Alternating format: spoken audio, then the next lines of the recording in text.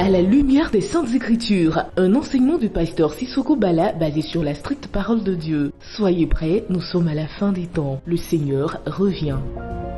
Aujourd'hui, ce que nous allons étudier, par la grâce de notre Seigneur Jésus-Christ, est intitulé « Chrétiens du monde entier, résistons à l'arrogance des serviteurs du diable ». Chrétiens du monde entier, résistons à l'arrogance des serviteurs du diable. Alors c'est une étude quand même qui sera un peu plus longue que d'ordinaire, compte tenu des exemples que nous allons devoir citer. Mais une chose est sûre, tout le monde sait combien les serviteurs du diable sont très arrogants. Et cela du fait qu'ils reçoivent de Satan quelques pouvoirs, que je pourrais appeler quelques maigres pouvoirs, que n'ont pas les gens du commun. Alors se basant sur ça, ils sont gonflés et c'est eux qui donc font preuve d'une certaine arrogance et donc ils pensent que eux ils sont supérieurs aux autres humains, qu'ils peuvent manipuler à leur guise et que ces autres humains-là, ils peuvent même les détruire quand ils en ont envie. Alors ils sont gonflés. Alors pour eux, les hommes ne seraient que du bétail ou de la volaille. C'est-à-dire,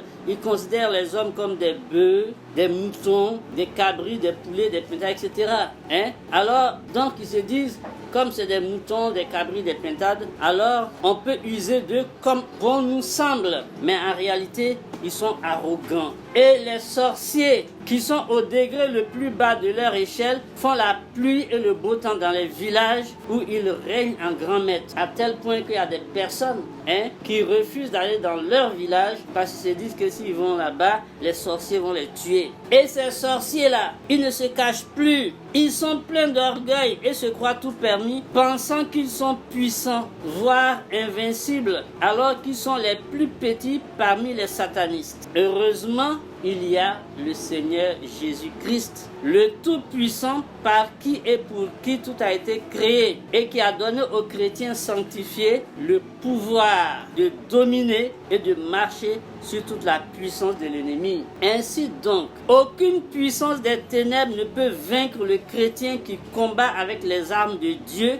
ces armes-là qui ne sont pas charnelles. Parce que nous savons cela, dans la Bible, nous parlons de cela. Nous combattons contre des esprits et les armes que nous utilisons sont spirituelles. Et nous avons une armure spirituelle qui est invincible et Dieu est fidèle. Alors, désormais et pour toujours, ne les craignez pas. C'est le Seigneur qui nous l'a dit. Il nous encourage toujours et nous sommes plus que vainqueurs. Le monde des sorciers, satanistes, magiciens et sataniques ne peut rien contre nous, contre les armes que nous utilisons. Et nous savons que ces armes-là ont de la vertu et sont puissantes. Lisons 2 Corinthiens chapitre 10, versets 3 à 4. Et je lis, « Si nous marchons dans la chair, nous ne combattons pas selon la chair, car les armes avec lesquelles nous combattons ne sont pas charnelles, mais elles sont puissantes par la vertu de Dieu pour renverser des forteresses. » Et dans Éphésiens chapitre 6, versets 11 à 13, il dit ceci, « Revêtez-vous de toutes les armes de Dieu, afin de pouvoir tenir ferme contre les ruses du diable. Car nous n'avons pas à lutter contre la chair et le sang, mais contre les dominations, contre les autorités, contre les princes de ce monde de ténèbres, contre les esprits méchants dans les lieux célestes. » Alors comme cela, vous voyez que les armes que nous utilisons sont les armes qui sont dans 2 Corinthiens chapitre 10, versets 3 à 4, et qui disent que ces armes ne sont pas charnelles, mais elles sont puissantes par la vertu de Dieu pour renverser des forteresses. Comme je l'ai dit plus haut, et comme le Seigneur nous l'a recommandé, ne craignez personne sur cette terre, qu'il soit homme ou démon. Nous avons Jésus-Christ, notre grand vainqueur, le Sauveur. Par lui, nous brisons toutes les forteresses du diable. Souvenez-vous de Jéricho, une ville hyper fortifiée que Dieu a livrée à Josué. Les murs de Jéricho sont tombés sans les mains d'hommes, seulement au son des trompettes de Dieu et des cris du peuple de Dieu. Nous allons lire ça dans Josué chapitre 6, versets 1 à 5. C'est après les 5 livres de Moïse. Et je lis, « Jéricho était fermé et barricadé devant les enfants d'Israël. Personne ne sortait et personne n'entrait. L'Éternel dit à Josué, vois, je livre entre tes mains Jéricho et son roi, ses vaillants soldats. Faites le tour de la ville, vous, tous les hommes de guerre. Faites une fois le tour de la ville. Tu feras ainsi pendant 6 jours. 7 sacrificateurs porteront l'arche. Devant l'arche, 7 trompettes retentissantes. Le 7e jour, vous ferez 7 fois le tour de la ville et les sacrificateurs sonneront des trompettes. Quand ils sonneront de la corne retentissante, quand vous entendrez le son de la trompette, tout le peuple poussera de grands cris. Alors la muraille de la ville s'écroulera et le peuple montera chacun devant soi. Voilà donc ce qui s'est passé. Les enfants de Dieu, dans tous les âges, ont toujours vaincu les enfants du diable, car l'Éternel les soutenait. Nous, les chrétiens de ces derniers jours, nous sommes soutenus par Jésus-Christ. C'est lui qui est le vrai Dieu. L'Éternel qui était avec Moïse, c'est lui. Avec David, c'est encore lui. Élie, Samson et les apôtres. Il est le même hier, aujourd'hui et éternellement. D'ailleurs, le Seigneur Jésus-Christ lui-même n'a-t-il pas affronté les pharisiens et leurs Sanhédrin Quand il leur crachait la vérité, il ne mâchait pas ses mots. Ne disait-il pas hypocrite et fils du diable? Et il leur disait ça sans faux fiant, direct. Alors, quand Moïse affrontait le Pharaon et toute son innombrable armée, il n'avait qu'un bâton de berger, mais c'était le bâton de Dieu, un bâton de berger. Pouvez-vous imaginer un combat entre un bâton et des multitudes de chars armés jusqu'aux roues et pilotés par des guerriers intrépides et expérimentés qui sont en plus armés jusqu'aux dents? Il n'y a pas match, c'est ce que tout le monde dira. Mais Dieu utilise les choses faibles pour confondre les fortes. Et le bâton de Moïse a ouvert la mer Rouge par la vertu de Dieu, comme nous l'avons lu dans 2 Corinthiens 10, versets 3 à 4. Les armes que nous avons ne sont pas charnelles, mais elles sont puissantes par la vertu de Dieu. Ainsi donc, le bâton a ouvert la mer par la vertu de Dieu et Pharaon fut vaincu à plate couture. Il a été battu, écrasé, exterminé. Et comme il y a des gens quand même qui étaient restés en Égypte, ils ont tout fait pour reconstituer encore ces histoires. Mais Dieu les a complètement anéantis quand ils s'en sont pris à Israël. Ils n'auraient pas dû se frotter à Israël. Et comme je le dis, ces éléments des ténèbres n'ont pas intérêt à se frotter à nous les chrétiens. Parce que nous allons les combattre de la manière la plus violente avec des armes qui ne sont même pas les vraies armes, mais qui ont la vertu de Dieu. Allons dans Exode chapitre 14 pour avoir une idée de ce qui s'est passé ce jour-là. Exode 14, versets 1 à 31. L'Éternel parla à Moïse et dit, parle aux enfants d'Israël, qu'ils se détournent et qu'ils campent devant Pi-Hahiroth, entre Migdol et la mer vis-à-vis de Baal-Séphon. C'est en face de ce lieu que vous camperez près de la mer. Dieu avait déjà tout préparé. Pharaon dira des enfants d'Israël, ils sont égarés dans le pays, le désert les enferme. J'endurcirai le cœur de Pharaon et il les poursuivra. Mais Pharaon et toute son armée serviront à faire éclater ma gloire. Et les Égyptiens sauront que je suis l'Éternel. Et les enfants d'Israël firent ainsi. Alors voilà ce que le Seigneur va faire. Il va faire éclater sa gloire quand il va écrabouiller Pharaon. Et c'est ce qui va arriver. Nous allons faire éclater la gloire de Dieu quand nous allons écrabouiller l'armée de Satan. On annonça au roi d'Égypte que le peuple avait pris la fuite. Alors le cœur de Pharaon et celui de ses serviteurs furent changés à l'égard du peuple. Il dit, qu'avons-nous fait en laissant aller Israël dont nous n'aurons plus les services? Et Pharaon attela son char et il prit son peuple avec lui. Il prit 600 chars d'élite et tous les chars de l'Égypte. Il y avait sur tous des combattants. Alors vous voyez, 600 chars contre un bâton. L'Éternel endurcit le cœur de Pharaon, roi d'Égypte. Et Pharaon poursuivit les enfants d'Israël. Les enfants d'Israël étaient sortis, la main levée. Les Égyptiens les poursuivaient et tous les chevaux, les chars de Pharaon, ses cavaliers et son armée les atteignaient campés près de la mer, vers Pi-Hahiroth, vis-à-vis de Baal-Séphon, à l'endroit même que le Seigneur avait indiqué. Pharaon approchait, les enfants d'Israël levèrent les yeux, et voici les Égyptiens étaient en marche derrière eux. Et les enfants d'Israël eurent une grande frayeur et crièrent à l'Éternel. Ils dirent à Moïse, n'y avait-il pas de sépulcres en Égypte sans qu'il fût besoin de nous mener mourir au désert?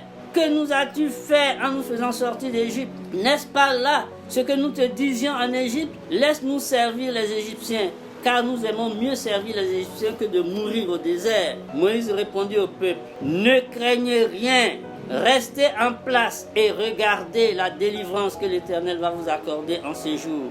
Car les Égyptiens que vous voyez aujourd'hui, vous ne les verrez plus jamais. L'Éternel combattra pour vous, et vous, gardez le silence. L'Éternel dit à Moïse, pourquoi ces cris? Parle aux enfants d'Israël et qu'ils marchent. Toi, lève ta verge, étends ta main sur la mer et fends-la. Et les enfants d'Israël entreront au milieu de la mer à sec. Et moi, je vais endurcir le cœur des Égyptiens pour qu'ils y entrent après eux. Et Pharaon et toute son armée, ses chars et ses cavaliers feront éclater ma gloire. Et les Égyptiens sauront que je suis l'Éternel quand Pharaon, ses chars et ses cavaliers auront fait éclater ma gloire. L'ange de Dieu qui allait au devant du camp d'Israël partit et alla derrière eux. Et la colonne de nuée qui les précédait partit et se tint derrière eux. Elle se plaça entre le camp des Égyptiens et le camp d'Israël. Dieu était entre les deux camps. Il s'est placé en barrière. Alors, qu'est-ce qui s'est passé? Elle se plaça, verset 20, entre le camp des Égyptiens et le camp d'Israël. Cette nuée était ténébreuse d'un côté et de l'autre, elle éclairait la nuit. Et les deux camps n'approchèrent point l'un de l'autre pendant toute la nuit. Du côté donc des Égyptiens, c'était l'obscurité et du côté d'Israël, c'était la lumière. Moïse étendit sa main sur la mer et l'Éternel refoula la mer par un vent d'Orient qui souffla avec impétuosité toute la nuit. Il mit la mer à sec et les eaux se fendirent. Les enfants d'Israël entrèrent au milieu de la mer à sec et les eaux formaient comme une muraille à leur droite et à leur gauche. Les Égyptiens les poursuivirent et tous les chevaux de Pharaon, ses chars et ses cavaliers entrèrent après eux au milieu de la mer. Vous voyez comment l'ennemi est bête. Vous n'avez jamais vu une mer se soulever comme ça, former une muraille à gauche et à droite avec un espace. Quand cela s'est passé, vous deviez savoir que c'est une puissance au-delà de ce que vous avez imaginé qui est en train de travailler. Dans ce cas, qu'est-ce qu'on fait? On s'arrête et puis on fait demi-tour? Non! Dieu avait endurci le cœur de Pharaon et des autres. Et c'est ce que Dieu avait décidé qui s'est accompli. Alors parfois vous allez voir des gens qui se fâchent avec vous, sont endurcis, on va te casser. Mais c'est Dieu qui les endurcit pour pouvoir mieux les briser et faire éclater sa gloire. Alors, verset 23, les Égyptiens les poursuivirent et tous les chevaux de Pharaon, ses chars et ses cavaliers entrèrent après eux au milieu de la mer. À la veille du matin, l'Éternel, de la colonne de feu et de nuée, regarda le camp des Égyptiens et mit en désordre le camp des Égyptiens. C'est là que je vois que le Seigneur Jésus, il a le sens de l'humour. Qu'est-ce qu'il a fait? Verset 25. Il ôta les roues de leurs chars et en rendit la marche difficile. Ils avaient bien serré les roues, mais lui, il a desserré les boulons et puis il a enlevé. Il dit, roulez maintenant, on va voir. Et malgré tout ça, ils étaient en train de poursuivre les routes. Les Égyptiens dirent alors, quelques-uns, fuyons devant Israël, car l'Éternel combat pour lui contre les Égyptiens. L'Éternel dit à Moïse, étends ta main sur la mer et les eaux reviendront sur les Égyptiens, sur leurs chars et sur leurs cavaliers. Ça, c'est quand ils étaient au milieu. Maintenant, ils ont compris que Dieu était en train de travailler. Ils veulent fuir maintenant, c'est trop tard. Moïse étendit sa main sur la mer et vers le matin, la mer reprit son impétuosité. Et les Égyptiens s'enfuirent à son approche. Mais l'Éternel précipita les Égyptiens au milieu de la mer. Les eaux revinrent et couvrirent les chars, les cavaliers et toute l'armée de Pharaon qui était entrée dans la mer après les enfants d'Israël. Et il n'en échappa pas un seul. Mais les enfants d'Israël marchèrent à sec au milieu de la mer et les eaux formaient une muraille à leur droite et à leur gauche. En ce jour, l'Éternel délivra Israël de la main des Égyptiens. Et Israël vit sur le rivage de la mer les Égyptiens qui étaient morts. Israël vit la main puissante que l'Éternel avait dirigée contre les Égyptiens et le peuple craignit l'Éternel et il crut en l'Éternel et en Moïse son serviteur. Alors ici, c'est une histoire, donc bien sûr réelle, mais une histoire qui a marqué l'esprit de toute l'humanité, même des gens qui ne croient pas. L'Éternel est intervenu et il a sauvé Israël et en même temps, il a fait savoir au monde entier qu'Israël a un Dieu et qu'un Dieu existe, mais qui est un Dieu vivant et qui agit. Et ce Dieu, l'Éternel, est notre Dieu. C'est notre Seigneur Jésus qui était là sous la forme du Père, sous la forme de la colonne de nuée et de la colonne de feu. Alors, quand Moïse a fini avec ça, c'était une guerre. Une guerre. Le bâton de Moïse avec la vertu de Dieu. C'est Dieu qui combattait dans tout ça. Moïse ne faisait qu'obéir et Dieu faisait le reste. Si nous sommes obéissants dans un combat et que nous écoutons la voix de Dieu, Dieu combattra toujours pour nous et nous serons vainqueurs. Alors, dans cette guerre, comme nous l'avons vu, c'est l'Éternel qui a combattu et ce sera pareil dans toutes nos guerres. Alors, bannissez toute crainte et contrez avec la parole de Dieu toute parole arrogante ou attitude arrogante vis-à-vis de notre Seigneur Jésus-Christ de la part de n'importe quel homme ou n'importe quel sataniste. On ne peut plus permettre ça, que des satanistes se mettent là et se mettent à calomnier, à diffamer la parole de Dieu et Dieu lui-même et notre Seigneur Jésus-Christ. On ne permettra plus ça. Évidemment, il y a déjà des personnes, des chrétiens et même des sœurs. Il y a une sœur même qui a eu à rencontrer une situation pareille, où des musulmans parlaient de Jésus d'une certaine façon et elle a dit « et votre Allah là ». Elle a répliqué, mais c'est l'attitude même qu'il faut avoir.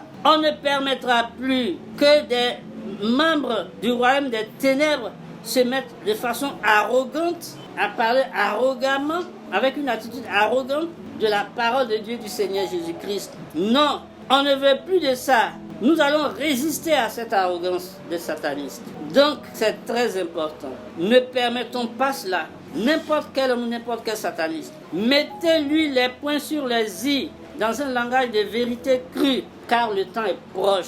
Le Seigneur est à la porte. Ce n'est pas nous qui combattrons, je le répète, mais le Seigneur lui-même. Et lui, le Seigneur, personne ne peut le battre. Il est celui qui ouvre et personne ne fermera, celui qui ferme et personne n'ouvrira. Ce sont des paroles certaines que nous pouvons lire dans Apocalypse chapitre 3 verset 7. Allons-y, lisons cela. Et il dit ceci: écrit à l'ange de l'église de Philadelphie, voici ce que dit le Saint, le véritable, celui qui a la clé de David, celui qui ouvre et personne ne fermera, celui qui ferme et personne n'ouvrira. Voilà comment le Seigneur Jésus s'est présenté là. C'était le 6e âge de l'Église. Et il s'est donc ainsi présenté.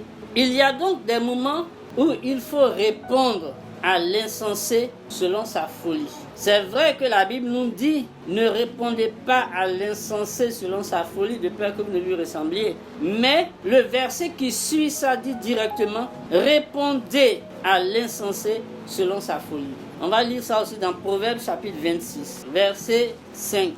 Comme je le disais tout à l'heure, il y a les deux. On va lire les deux parce qu'il y a des gens dans leur tête, ils pensent que quand tout le temps tu dois être là, ne pas répondre, tu dis rien. Mais ce n'est pas toujours. Verset 4, il dit « Ne réponds pas à l'insensé selon sa folie, de peur que tu ne lui ressembles toi-même. » Et au verset 5, il dit « Réponds à l'insensé selon sa folie, afin qu'il ne se regarde pas comme sage. » Alors on me dira que la Bible se contredit. Non, ça veut dire qu'en fonction des circonstances qui sont présentes, vous allez voir si vous devez parler ou si vous ne devez pas parler pour avoir le meilleur résultat. Si vous analysez qu'en ne disant rien, vous montrez à l'insensé que vous n'êtes pas la même chose que lui, c'est bien. Mais si la circonstance le permet, vous devez lui montrer que vous n'êtes pas comme lui, en répondant selon sa folie, pour ne pas que lui pense qu'il est sage. Donc, c'est comme ça. Et c'est ce que David a fait lorsque les Philistins étaient en guerre contre Israël et ils avaient assiégé Israël. Et en ce moment-là, David devrait affronter Goliath. Oui, et ça aussi, c'est une histoire longue que nous allons lire dans 1 Samuel, chapitre 17, versets 1 à 58. Parce qu'on ne peut pas couper ces éléments-là. Je peux en faire un résumé, mais je préfère que l'on lise. Parce que quand on coupe, il y a des éléments qui sont dedans et qui peuvent aider à la compréhension. Alors il faudrait que ces éléments soient là. 1 Samuel chapitre 17, versets 1 à 58. C'est tout le chapitre. Alors je vais résumer une partie et je vais lire une partie. D'abord, c'était une guerre et Israël était face aux Philistins. Ils se sont retrouvés dans une vallée et cette vallée était dans les flancs des montagnes. Donc il y avait les Philistins d'un côté de la vallée et il y avait Israël de l'autre côté de la vallée. Israël qui était conduit par Saül lui-même et ils étaient là.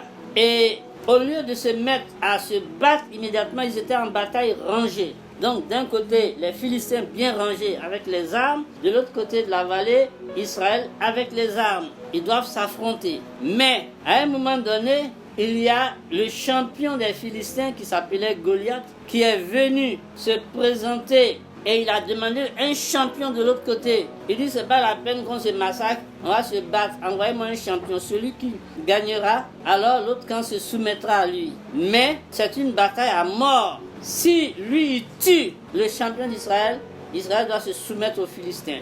Et si le champion d'Israël tue lui, Goliath, alors eux aussi vont se soumettre à Israël. Et ils sortaient comme ça, ils se mettaient là, c'était un super géant. Et on va essayer de voir cela à un certain endroit. Lisons, prenons le verset 4. Du verset 4 au verset 10. Un homme sortit du camp des Philistins et s'avança entre les deux armées. Il se nommait Goliath, il était de Gath et il avait une taille de 6 coudées et un empan. 6 coudées et un empan, j'ai fait le calcul, j'ai mesuré, ça fait 2,97 m.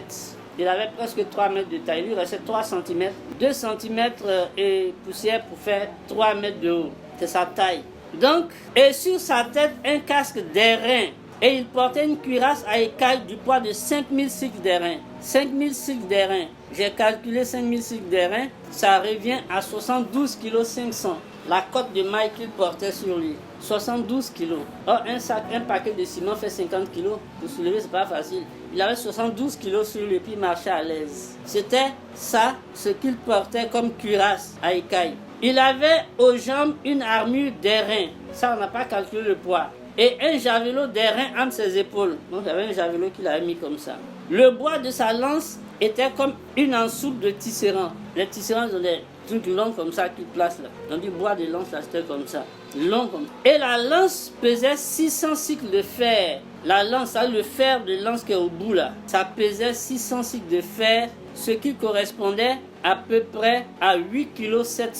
8,7 kg pour un bout de fer qui est au bout de sa lance qui soulève. C'était vraiment un géant. Et donc, il avançait et la lance pesait 600 cycles. Celui qui portait son bouclier marchait devant lui. Le Philistin s'arrêta et, s'adressant aux troupes d'Israël rangées en bataille, il leur cria: pourquoi sortez-vous pour vous ranger en bataille? Ne suis-je pas le Philistin? Et n'êtes-vous pas des esclaves de Saül? Choisissez un homme qui descende contre moi. S'il peut me battre et qu'il me tue, nous vous serons assujettis. Mais si je l'emporte sur lui et que je le tue, vous nous serez assujettis et vous nous servirez. Le Philistin dit encore: je jette en ce jour un défi à l'armée d'Israël. Donnez-moi un homme et nous nous battrons ensemble. Saül et tout Israël entendirent ces paroles du Philistin et ils furent effrayés et saisis d'une grande crainte. Voilà. Donc, ce qui s'est passé, c'était le défi.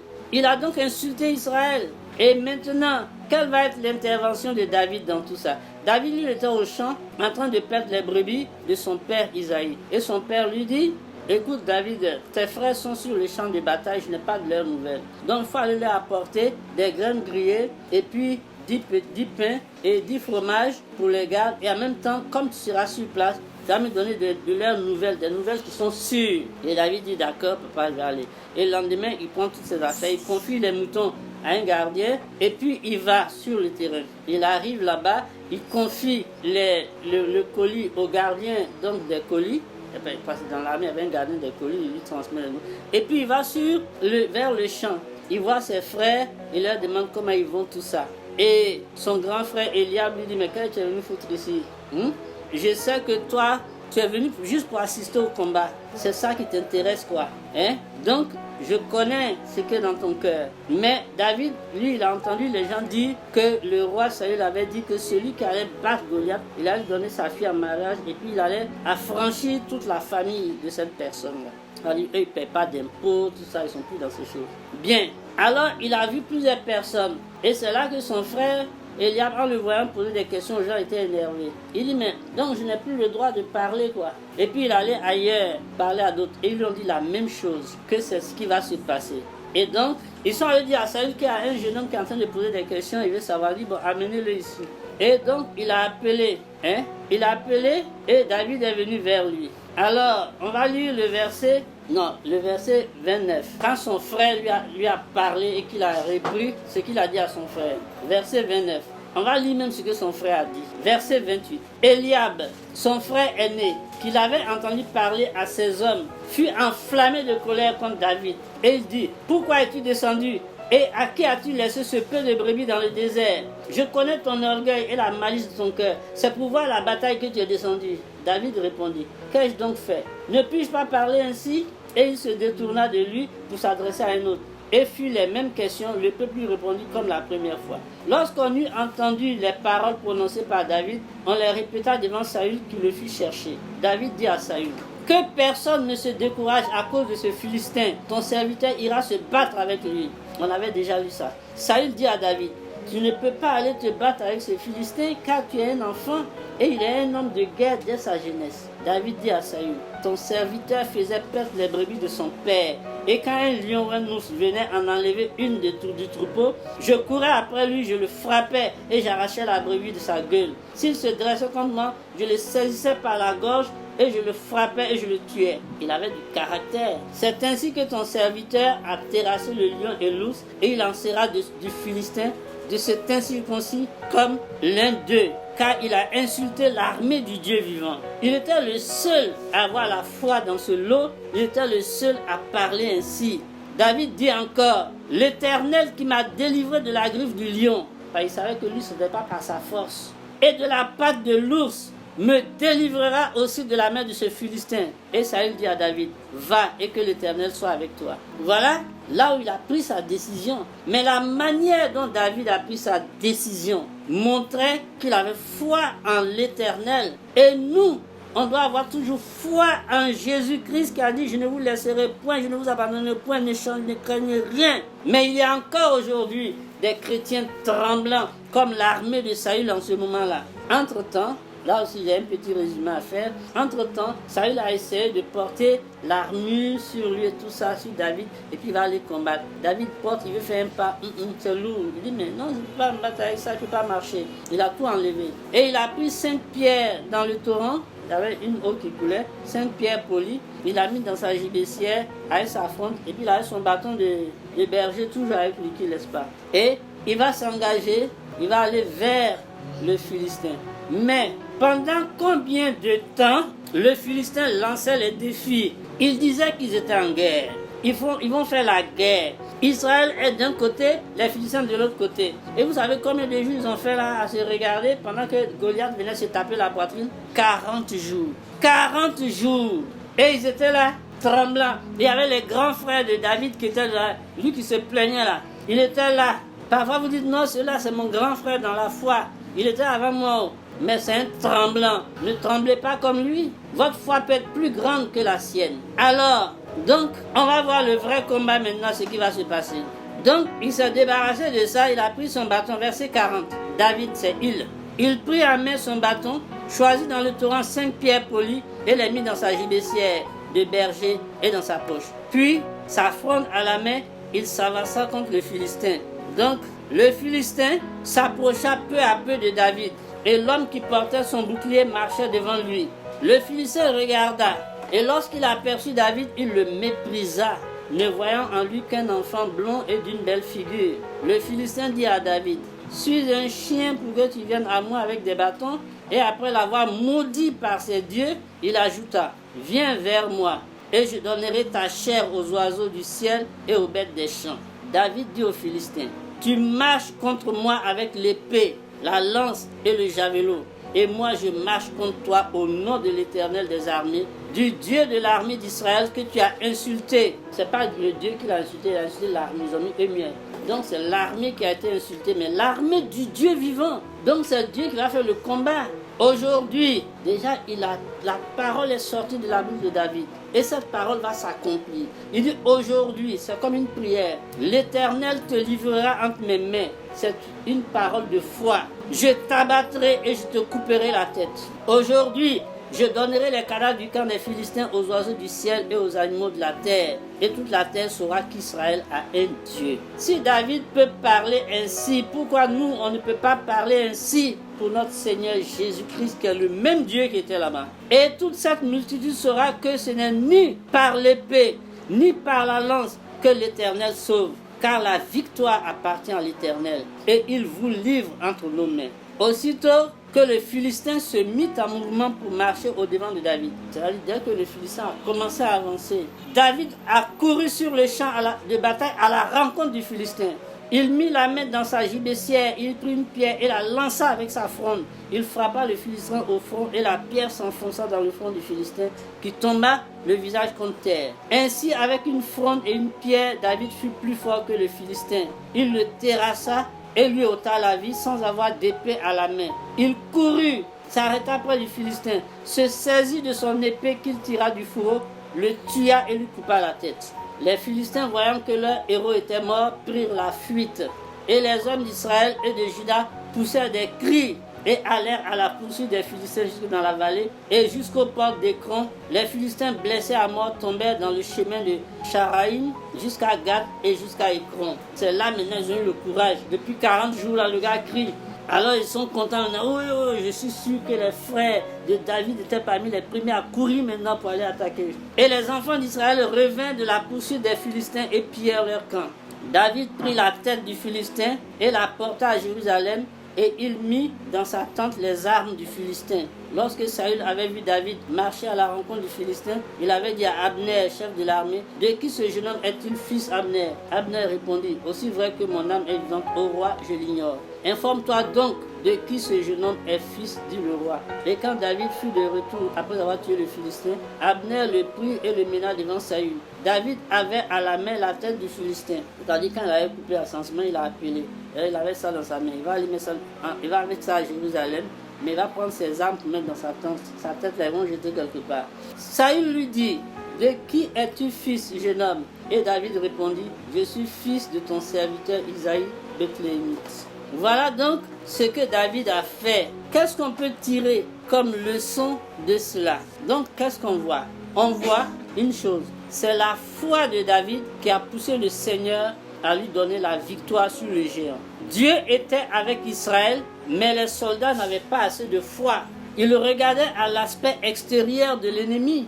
Ils avaient peur de lui parce qu'il était géant. Dieu ne regarde pas l'apparence de nos adversaires, qu'ils soient comme les murailles de Jéricho ou comme Goliath. C'est nous qu'il regarde. Il regarde la foi qui nous anime et il honore notre foi placée en lui en nous donnant la victoire. Satan ne fléchit-il pas les genoux au nom du Seigneur Jésus-Christ? Si Satan tombe au nom de Jésus-Christ, ce ne sont pas ses sujets, démons et satanistes qui ne mordront pas la poussière.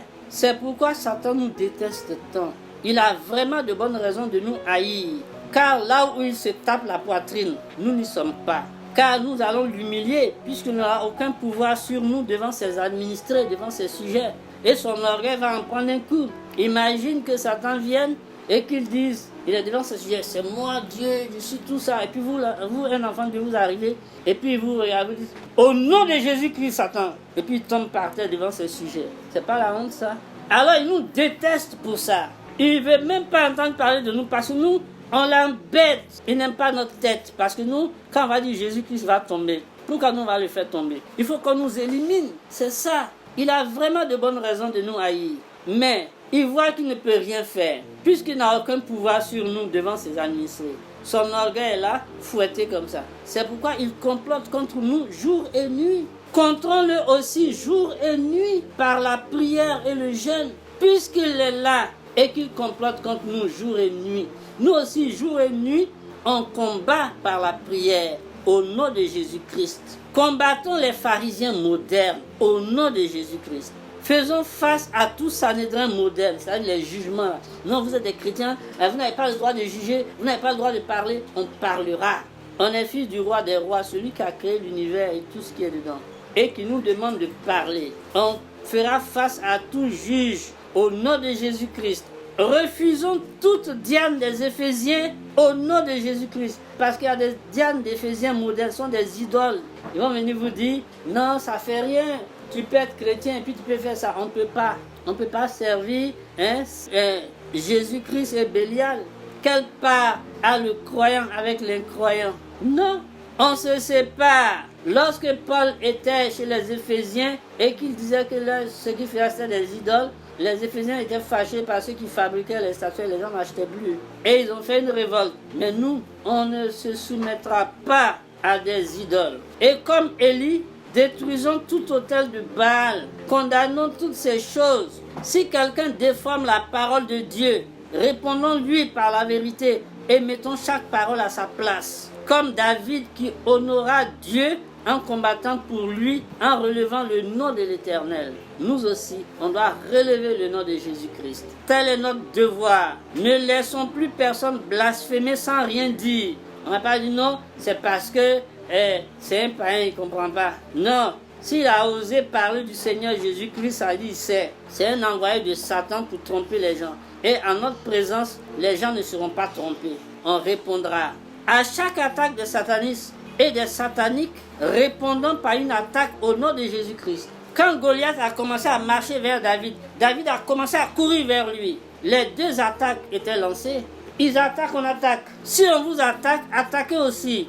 Mais au nom de Jésus-Christ, le Jésus qui a promis de rester avec nous jusqu'à la fin des temps. Et nous savons qu'il est fidèle. Il a dit de ne rien craindre. Alors, ne craignons rien. Combattons ce bon combat. Il n'y a qu'une seule voix à écouter, c'est celle du Seigneur Jésus-Christ. Lisons Jean chapitre 10, versets 26 à 28. Parlant des brebis du Seigneur, montrant la fidélité de notre Seigneur Jésus-Christ. Jean chapitre 10, versets 26 à 28. Chaque fois que vous voulez avoir des informations sur les brebis du Seigneur, c'est Jean chapitre 10. Jean chapitre 10, versets 26 à 28. Et je lis.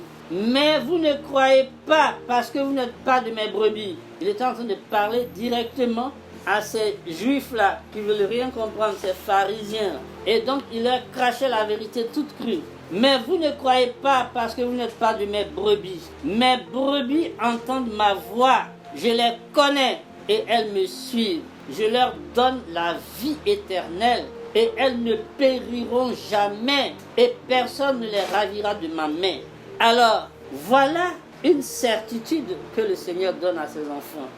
Et donc, dans ce cadre-là, personne n'a le droit de bafouer ou mépriser le Seigneur Jésus, le roi des rois, à qui tout est soumis. Tout est soumis à Jésus-Christ. Lisons Éphésiens chapitre 1, versets 15 à 23. Et je lis. C'est pourquoi, moi aussi, ayant entendu parler de votre foi au Seigneur Jésus et de votre charité pour tous les saints, je ne cesse de rendre grâce pour vous, faisant mention de vous dans mes prières, afin que le Dieu de notre Seigneur Jésus-Christ, le Père de gloire, vous donne un esprit de sagesse et de révélation dans sa connaissance, et qu'il illumine les yeux de votre cœur, pour que vous sachiez quelle est l'espérance qui s'attache à son appel, quelle est la richesse de la gloire de son héritage qu'il réserve aux saints, et quelle est envers nous qui croyons l'infinie grandeur de sa puissance, se manifestant avec efficacité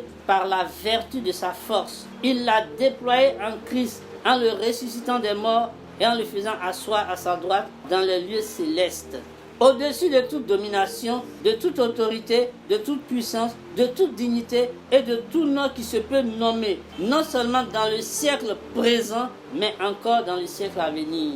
Il est au-dessus donc de tout ça. Il a tout mis sous ses pieds et il l'a donné pour chef suprême de l'Église, qui est son corps, la plénitude de celui qui remplit tout en tous. Voilà Éphésiens donc 1, verset 15 à 23. Voilà la réalité, tout lui est soumis. Et comme David l'a dit, la victoire appartient à l'Éternel. Et nous pouvons crier, la victoire appartient au Seigneur Jésus, à qui toute chose est soumise, tout lui est soumis.